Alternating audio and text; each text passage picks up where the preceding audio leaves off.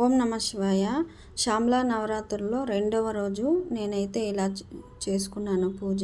పానకం అయితే నైవేద్యం పెట్టాను అమ్మవారికి. అమ్మవారి అతిశక్తివంతమైన 16 నామాలు ఇప్పుడు మనం చదువుకుందాం.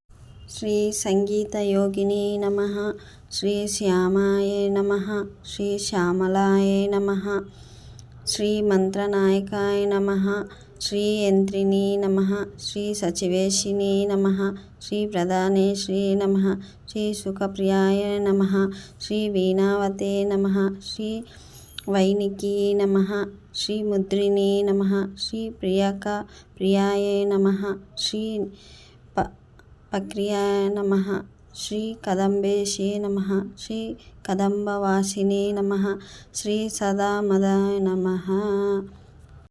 సహస్రనామం చదివినంత ఫలితం వస్తుంది ఈ 16 నామాలకు.